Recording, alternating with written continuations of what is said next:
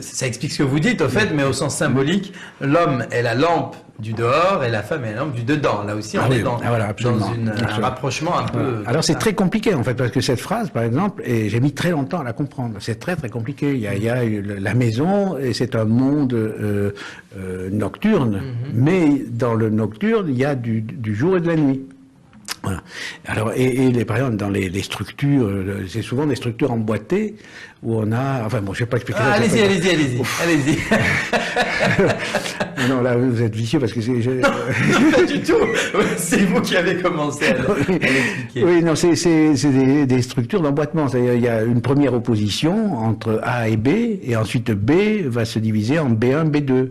Bon, et donc, ça va donner des correspondances à l'infini. Et tout ça, on le trouve en tout cas dans la maison. Ah oui. Alors, par exemple, voilà un exemple que j'ai découvert tout à fait à la fin. Pourquoi vous titrez ce texte, et on s'arrêtera là sur la maison Kabyle, oui. La maison ou le monde renversé? Ben, c'est ça, la maison, c'est l'inverse du monde. C'est quand vous entrez, ça aussi, ça serait très bien. C'est le seuil. Le seuil, ça pour moi, ça m'a fait des révélations. Pour moi, quand il y a des tas de rites sur le seuil dans tous les pays, dans toutes les sociétés, ben, le seuil, c'est l'endroit où le monde se retourne. C'est-à-dire ce qui était dehors, ce qui était l'est dehors devient l'ouest dedans. Bon, il y a un ouest de la maison qui est le mur du tombeau, un est de la maison qui est le mur du milité à tisser, mais l'est à l'intérieur et l'ouest de l'extérieur. Bon, et pourquoi donc c'est ce renversement du monde? C'est pour avoir une sorte d'équilibre?